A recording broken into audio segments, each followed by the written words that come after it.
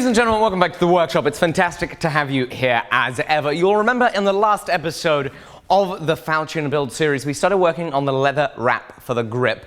Well, it didn't go so well, so I have ordered some more leather so that we can do a better job of it with a little more practice and a little more room for making mistakes and starting again. And so on today's episode, we're going to work on the pommel of the falchion. Thank you for joining me. Now, the pommel on the falchion, part of the reason for the pommel is it wants to be serving the purpose of getting an appropriate balance on the falchion. And I've been told by James Elmsley that I want a balance point about 120 millimeters from the guard. So what I want to do is I want to work out how much weight do I need out here to get that to balance. Is it one ruler weight? Nope. Is it one plier weight? Nope. Is it one square weight?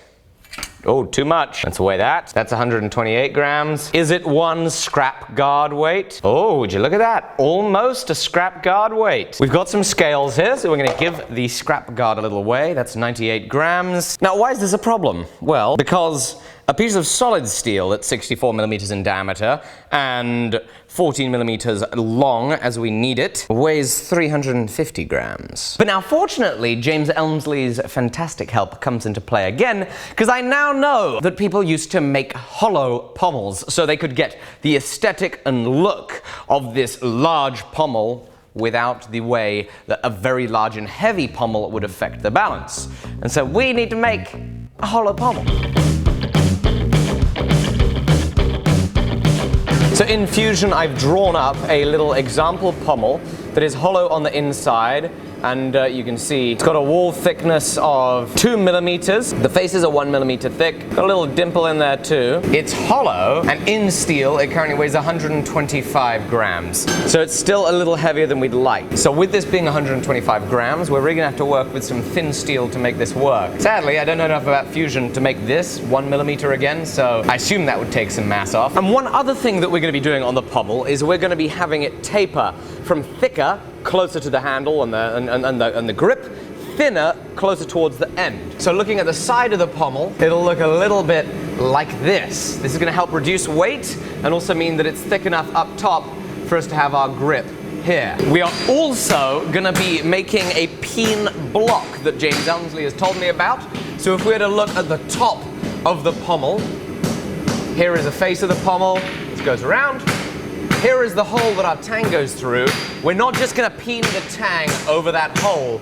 We're instead going to make a washer out of bronze, copper, or steel that sits a little above it, like so. The tang comes through. This means that if you ever need to do a little bit of a restoration, you can file off the peened tang, and then you still have enough material to set another rivet, another peened tang, later down the line. I think that's the reason. I should have asked James. The nice thing about a tang block, peen block is it's going to give us an exciting place to do some more bronze inlay, because we can make our peen block out of some steel like this, and we can run some bronze inlay around the middle. I think that'd be a very nice feature. So to make our pommel from sheet, what we're going to need is we're going to need some flat steel that we bend into a ring, and we're going to need 2 discs. Since we want our pommel to be tapered, I now need to think about how it is that we shape this so that we have a thing that tapers. So we've got this sheet of mild steel.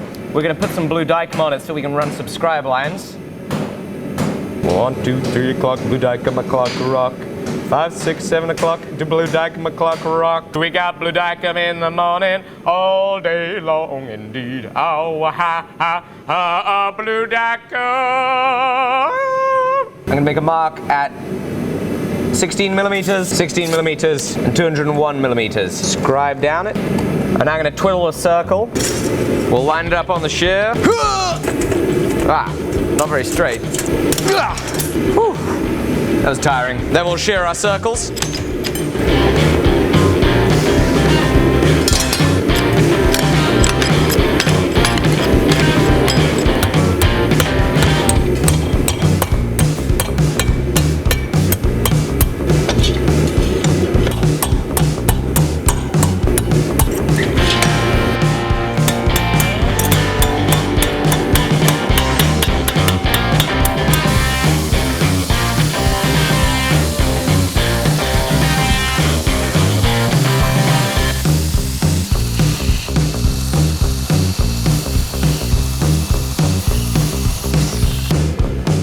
got a problem. The the tang is not long enough for this pommel. Now this pommel might be large, I actually haven't measured it. To stay in line with the historical falchions, I wanted a 64mm diameter pommel. So right now we're a little on the large side. Yeah, we're actually pretty large. We can take some material out from here, and then that'll get to the 64mm that'll make it historically proportional.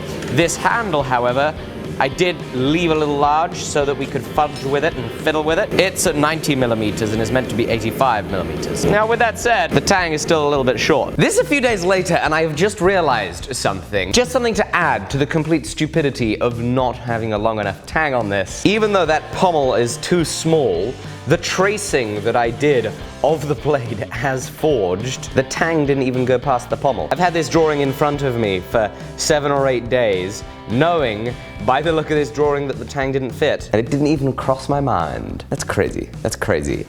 Learned the lesson. Long tangs in the future from now on. Let's get back to where we were in the past. And so again, I am gonna forge the tang.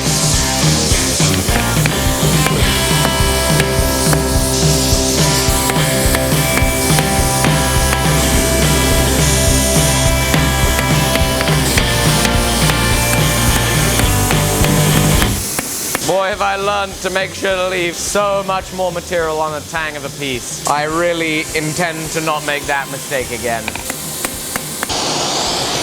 So we now have some extra length, which is good. We're now at 160mm, which just leaves us plenty to work with for peening the tang. The downside is, and this is just entirely my fault for not being thoughtful enough in the beginning stages, it's weaker than it should be. It would be nice to continue this cross-section a lot of the way down, and we had the potential to do that with the steel we had. Oh well, we'll carry on despite that negative. The first thing that we're gonna do is we're gonna make this be able to be a little bit smaller.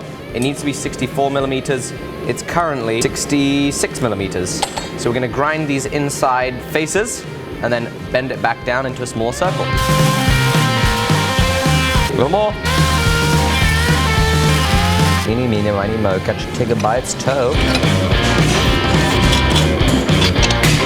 Use my Hulk bending fingers. Okay, there we go, 64mm, much more like we wanted. Plenty of material to work with. Not quite plenty, but some material to work with. Right, so I don't have a leather sandbag, so what I've got is I have a weight and some leather and our dishes, and we will now try and dish them.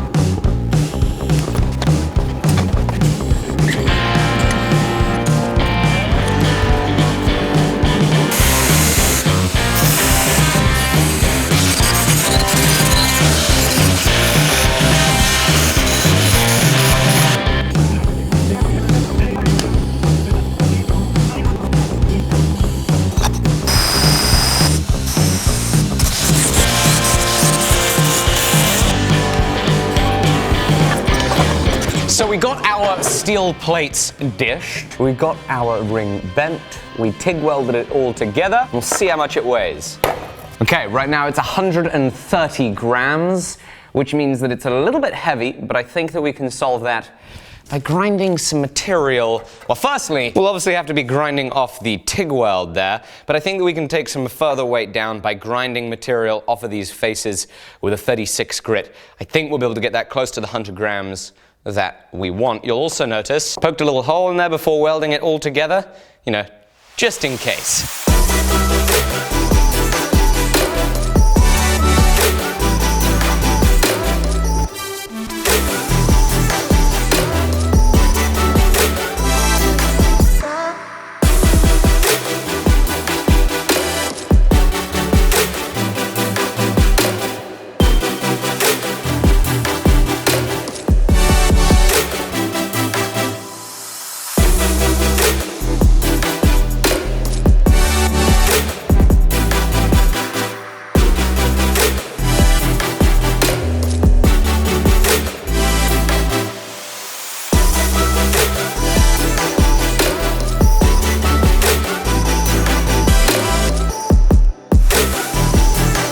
think we got a big problem. While I was grinding this, I saw some temper colors popping through here, which made me get quite worried, because if that was suddenly overheating in one particular spot, it probably means it was getting seriously thin and close to grinding through the hollow. And just with my thumb, I was able to push the material in.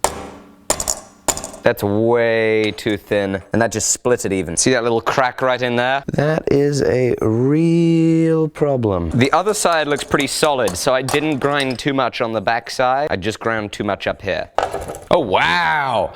Oh, I did not expect that. That was just on a 60 grit belt. I took off 15 grams. Okay, that is a real shock. Lesson learnt. I clearly massively underestimated how much mass we were grinding off just then, which is why it got so thin, why it is so light.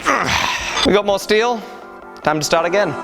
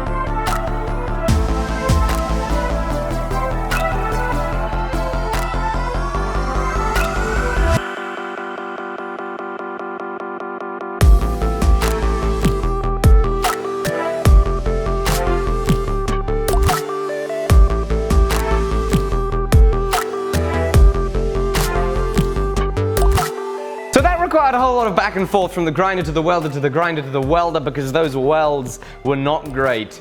I need to work on my TIG welding. I also think I should have taken apart the tack welds and done a little grind in there at an angle so that I could get full penetration with the welds, because there were lots of holes from the welds we had to clean up. We got it cleaned up. It's now looking beautiful. And so on tomorrow's episode, we're gonna be getting it fitting onto the tang, working some more on our wood, and also working on our leather wrap. Thanks for watching. Make sure you subscribe if you're new. A pleasure as always bringing you along. Make sure you grab yourself some merchandise like this awesome forged steel polo, or the million subscriber merch at the website alecsteelshop.com, and I'm looking forward to seeing you tomorrow. Thank you. Bye-bye.